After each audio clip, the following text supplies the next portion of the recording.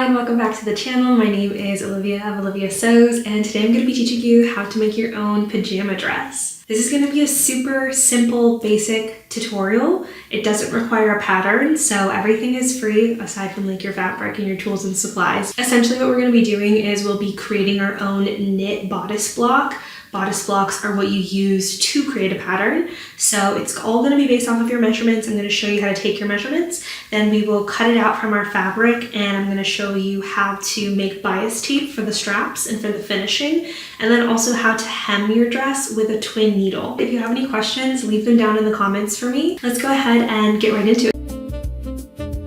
Starting off with tools and supplies, we are going to be using a point and L knit for this pattern. I got mine from Lyrical Fabrics. They are based in the US. It's 100% organic cotton, which I really love as well.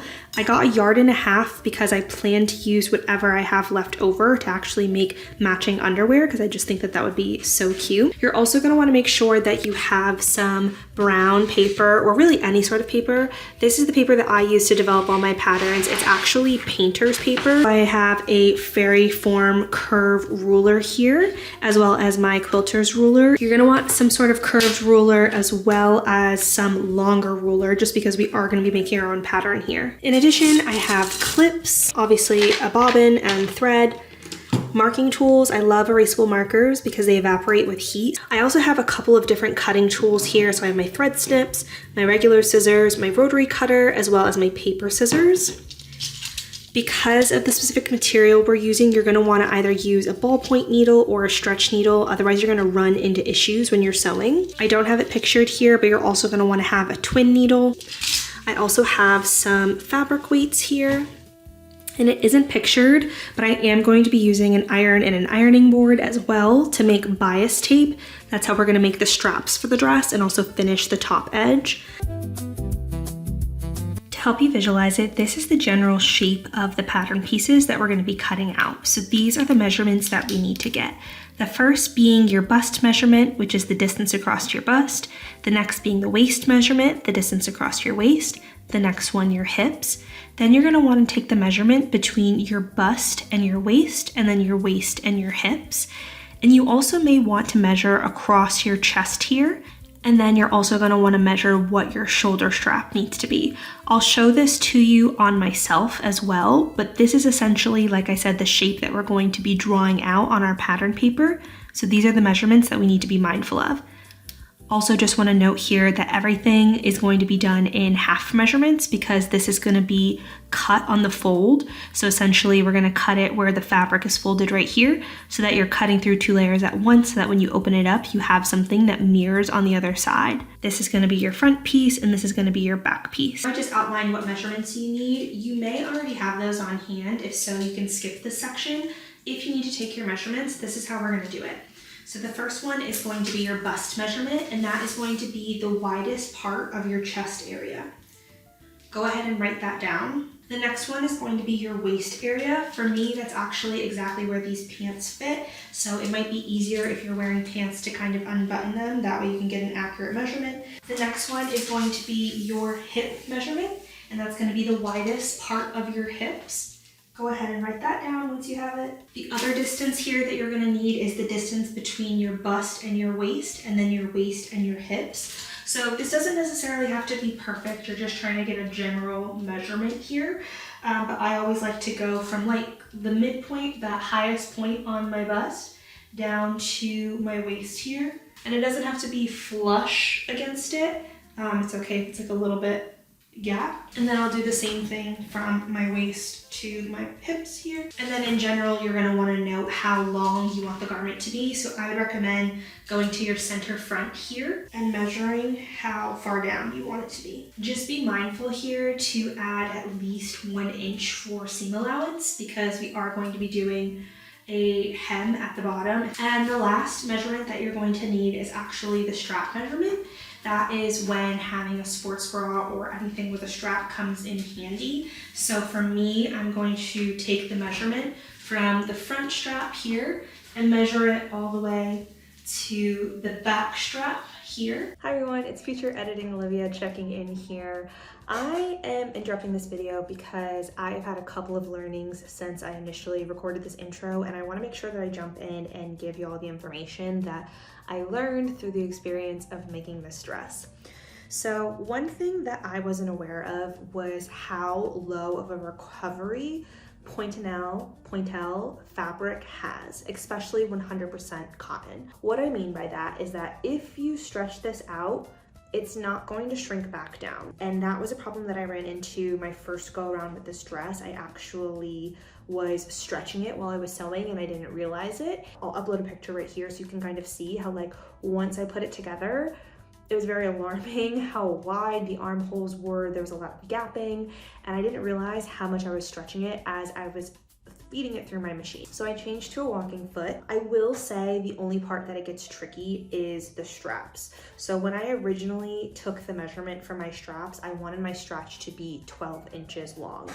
Now this is after a few washes, I've worn this, it's been a couple of weeks since I've made it. My straps have now stretched out and they are now 17 inches long, meaning that they are an additional 5 inches on each side. I actually need to go back and shorten it, but I just want to let you know that if you are using a 100% cotton fabric that does not have any stretch to it, you are probably going to want to shorten your strap measurement.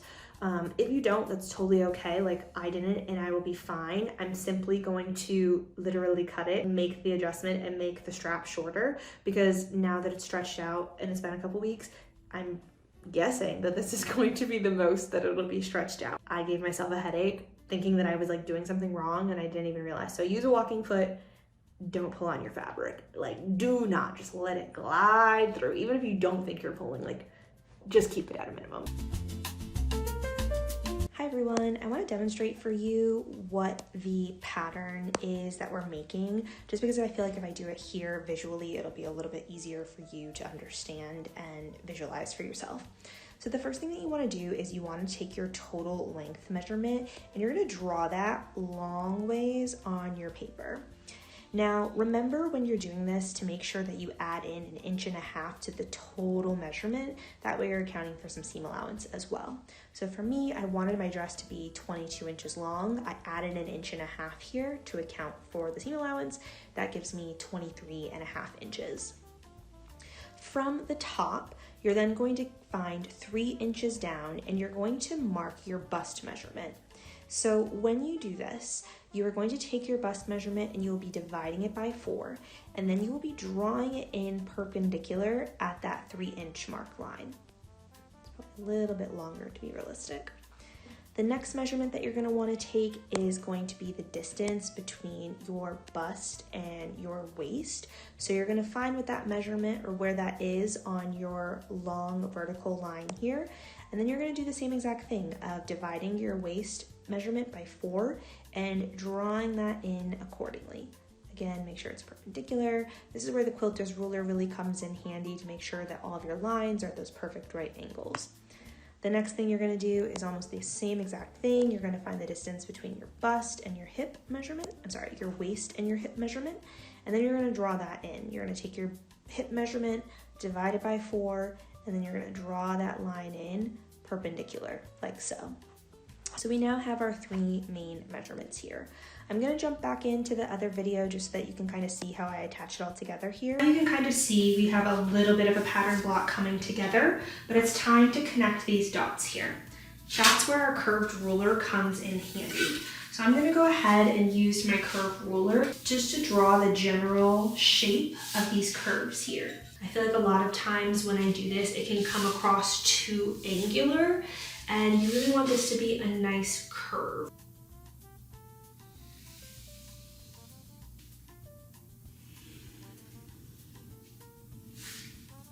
Again, you don't want it to feel too angular and drastic. Even that feels a little bit too much of like a point there.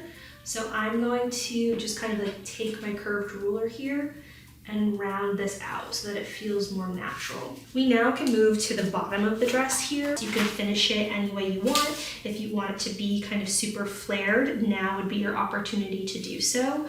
So essentially what I'm doing is I'm marking the bottom hem where that's going to be, and it's now time to connect the dots between my hip measurement and this bottom hem here. Now it's time to move on to the top front of your dress and the armpit area. This is all going to be personal preference here, just depending on how wide you want the front of your garment to be. Just note that you don't want it to be anywhere on this inner half of your pattern piece. That's gonna make your front garment like really tight in the middle, and in the front on the neckline here, you want it to be a little bit wider. I'm gonna make my neckline 5 inches wide.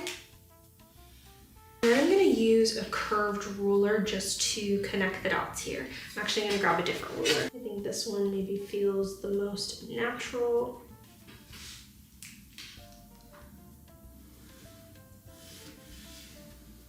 And then also grab the distance of this armhole that you drew. Make sure that you mark it on the inside of your pattern piece here, because once you cut this out, anything that's written on the outside, you're not going to see. Make sure that you mark the distances for both your bust, waist, and hips as well. You are gonna need those later.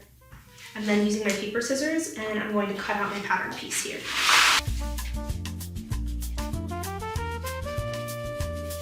Now it's time to cut the bias strips that we're going to use for both finishing the front of our garment and as the straps. You're going to be cutting 2 strips. The first one being the front one, and that's going to finish this front neckline here. The measurement that you need is this front neckline distance times 2. The next strip we're making is going to be used for both finishing the back piece as well as both straps. So for this one, you're going to add together this measurement here of the armhole, multiply that by 2. I'm also going to take the distance across the bust here and multiply that by 2.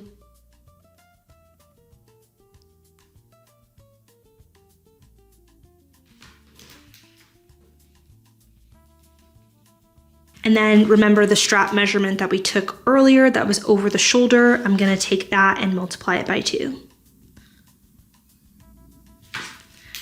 I'm then going to add these up.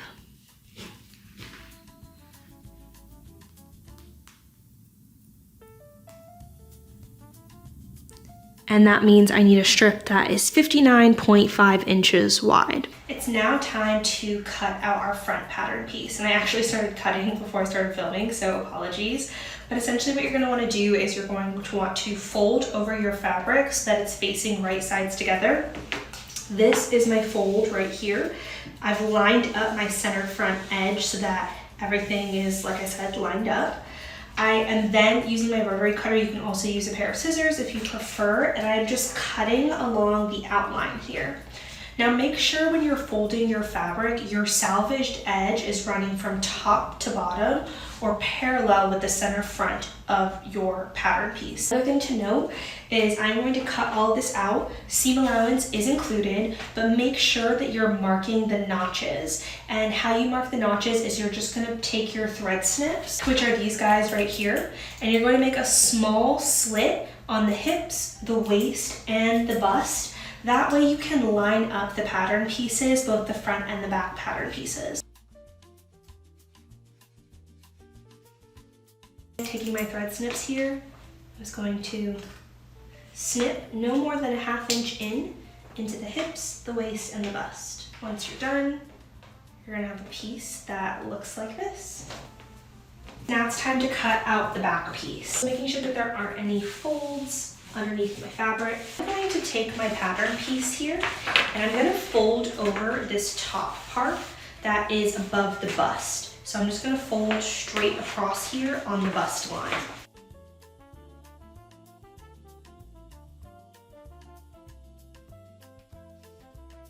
I'm going to lay my pattern piece on my fabric here. Now time to cut out this piece.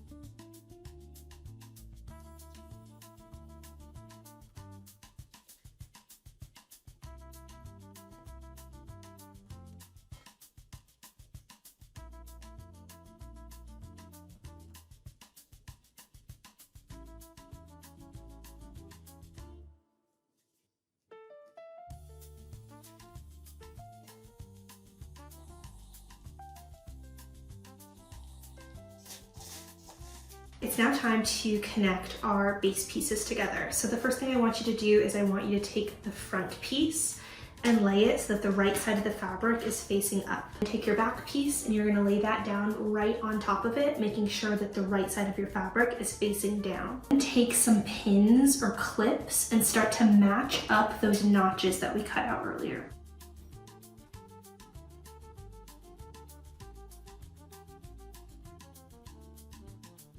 Once your notches are matched up, you can go ahead and use pins or clips to align the fabric in between those notches.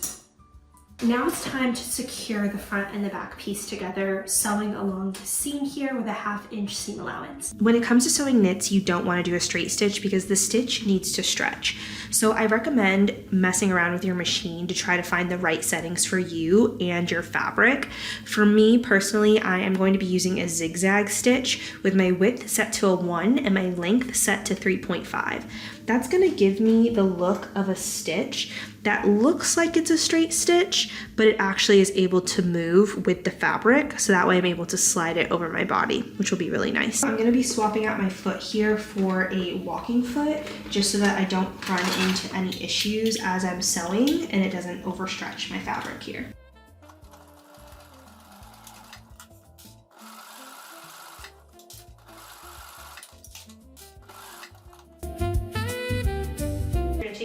One at a time, and you're going to fold them right sides together, matching up the edges.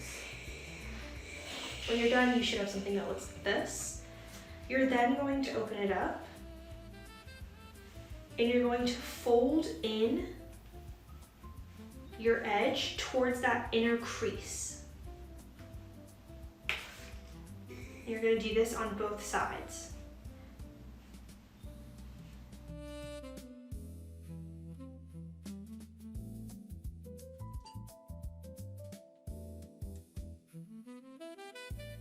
Once you're done, you're going to fold it together and iron it down one more time.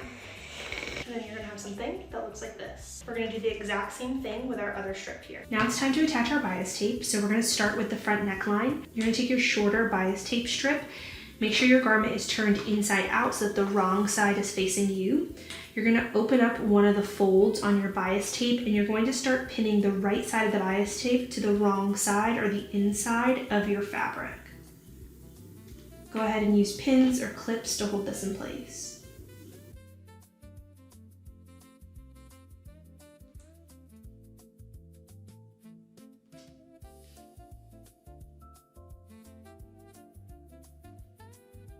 You're then going to take this over to your sewing machine, and in this crease here, the one that's clipped down, you're going to sew with a very narrow zigzag stitch or that stretch stitch. You are going to want to take a pair of scissors and trim down the seam allowance that you just sewed.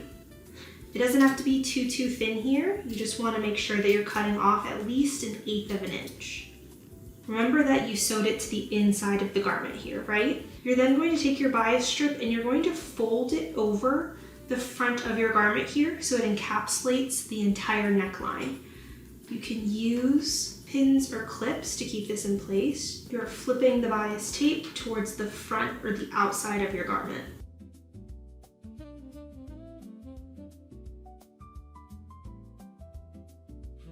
I then recommend sewing it from the top of your fabric, and again you're going to be doing that stretch stitch all the way across here.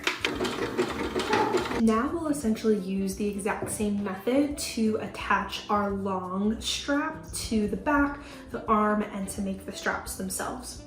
So the first thing that you need to do is find the midpoint of the back, and you can do that by matching up the side seams and just folding these edges together. And then you can use any sort of marking tool to just mark that halfway point.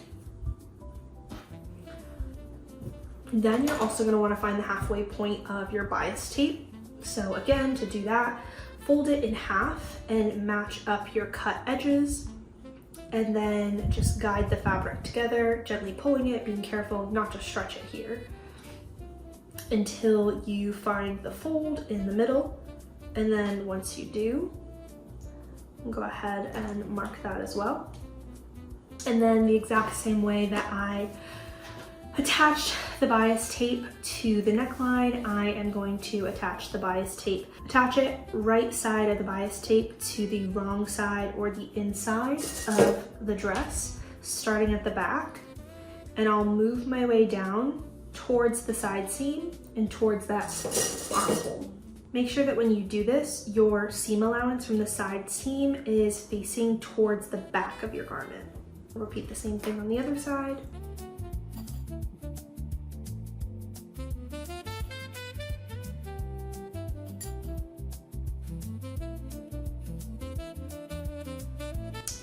Now I'm going to sew that stretch stitch all the way across here and fold it over and attach it. You are going to have obviously a little bit of fabric left over for your straps. You can just ignore that for now, just act like it isn't there, and sew until you get to the very edge where your neckline is on both sides.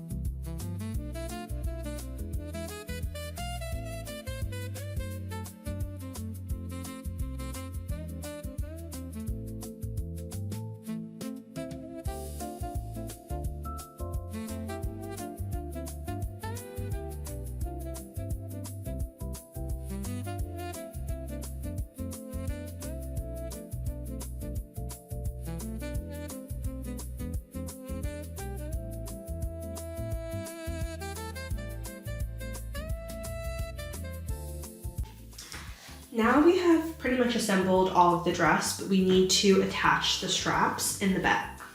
It is not unlikely that your straps will actually end up being longer than you anticipated. That's because, again, even with the walking foot, this knit fabric is very easy to stretch. You can see now that compared to my first go around, by adding that knit stay tape, my neckline is finally laying flat, and the back as well. We don't have those ripples. But we didn't add any to the straps, therefore it's likely that they're going to stretch, and that's totally okay. It's better if they're longer versus shorter. You're gonna want to put the dress on and try to just map out where exactly you want the straps to fall. So this might be easier to do with a friend. For me personally, I'm gonna pin them or mark them right there. I'm simply going to mark on the dress, the base of the dress, where I want the straps to be. I'm using my erasable marker here. And then I'm also going to mark on the strap itself where I would like it to sit. So for me, that is that right there. I'm then going to cut about 3/4 of an inch below that on both of these straps here.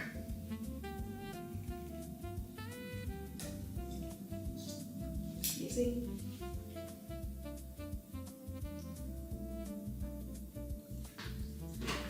And then I'm going to take the dress off and take it over to my machine. It also might be helpful to use pins to pin it in place, but just be careful not to pin yourself as you do this. Also note that you are going to want to make sure that the strap is on the inside of the garment, not the outside. To use my stitch, and I'm going to do 2 rows of stitches. So one at the top here, and then another one at the bottom here, just to secure the strap in place. And I'll repeat that on both sides.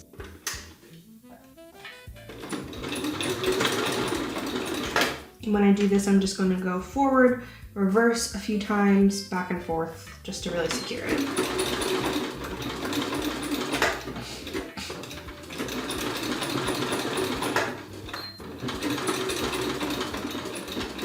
It's now time to hem our dress. So for this next section, it's very simple. I'm only going to be doing a single folded hem because I'm going to be using a twin needle. This fabric is also a little bit thick, so just want to be mindful of that. But I have my dress turned inside out. So from the inside, I'm folding it up about 1/2 inch, and then I'm just going to clip it or pin it right in place. Whenever I'm doing hems like this, I just eyeball it. But if you would like, you can totally use a ruler and some sort of marking tool just to like mark it all the way around. But for me personally, I feel like I'm just able to do this faster and easier if I'm not being as precise with it. But do with that information what you will. Just be mindful when you're folding it up. Again, this fabric is really stretchy, that when you fold it up, you're lining up the pattern on both sides. You don't want to stretch it too far one way or the other way because then it's going to get wonky. I don't know if you can tell, but for example, this little line on the inside here, I just matched up to the same line on the other side of the garment here. That's how I'm going to make sure that nothing is stretching out of place.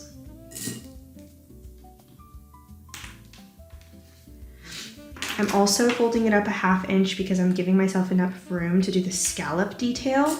That is optional, and it's just, you know, if you want to add it, I'm going to, so I want to make sure that I have enough room in my hem to do that. I have my extra bobbin already wound here. Your machine should have come with an extra thread spool, which you can place in the opening right here. If your machine doesn't have this, you can always use your bobbin winder, but you're gonna wanna place your thread on this extra thread spool. You obviously have your first thread threaded as well. You're then going to swap out your needle for a twin needle. That's what I have right here. So I'm just gonna go ahead and put this in. I'm then gonna thread my first spool. I'm gonna remove this for a second just so you can see.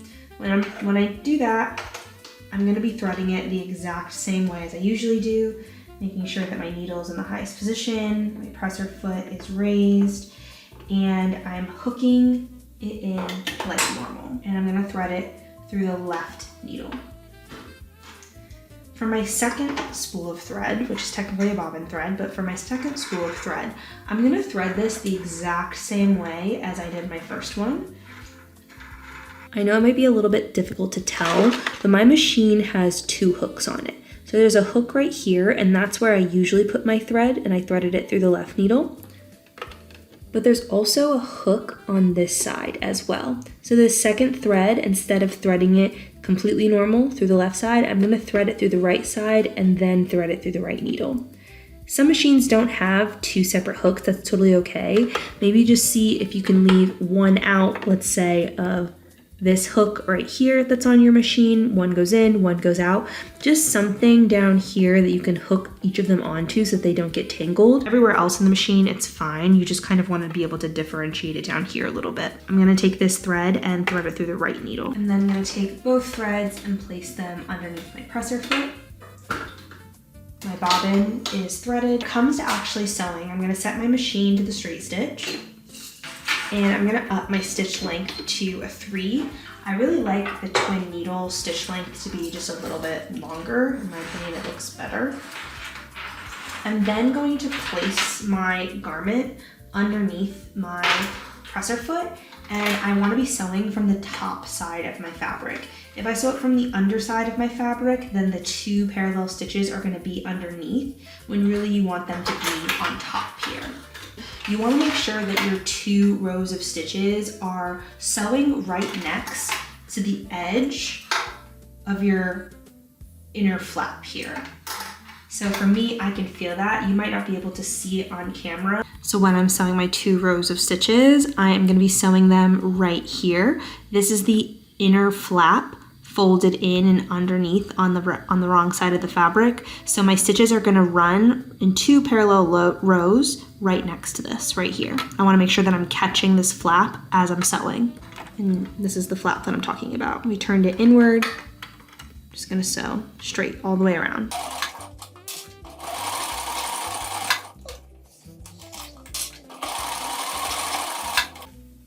Now, once you're done, you're gonna have something that looks like this. This is totally fine, and if you wanna finish your garment here, you're more than welcome. I've decided that I want to add like a little scallop hem to this, just because I think it'll give it like a super romantic vibe. And it's super easy to do. So the rest of this video will be showing you how to do that. If you would just like to keep your hem as is, then congratulations. And if you wanna do a scallop hem, then keep watching. So to do the scallop hem, you are going to need this stitch on your machine. Just make sure that the stitch is a couple of straight stitches and then one pointing out, a couple of straight stitches and then one pointing out. I tried to do it with this stitch and there wasn't a big enough gap in between the spaces, even with like a longer stitch length. So ideally you want to get something that has a couple of stitches before it zaps back out. For my machine settings, I have my stitch width set to the highest that it'll go, which is a 7, and then my stitch length set to a 3. And then it's recommended when you're doing this to up your tension as high as it goes. The highest my machine goes is actually a 9, but I found that I liked it better with a 7, so I'm gonna keep my tension at a 7. I'm then going to place my fabric underneath my presser foot. And apologies, I'm doing this with one hand right now so that you can see. But when I line up the edge of my fabric, the folded edge, I want it to line up right on the edge of the window here so that when the needle comes down, it's going off the edge of the fabric. It's kind of like an overcast stitch, or when you're doing like a blind hem.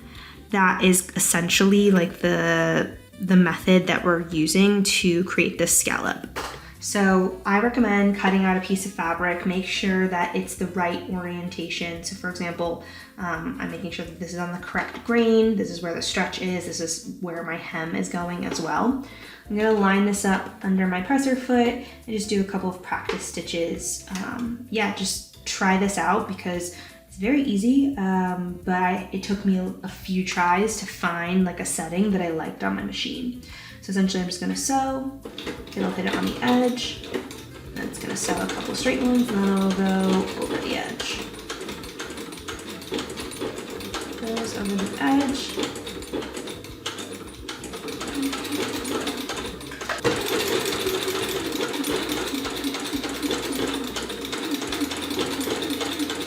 Once you take it out, you're gonna have a scalloped hem like so. I think this is so cute and romantic and it's just totally the vibes. So I'm gonna go ahead and do this all the way around the edge of my dress here.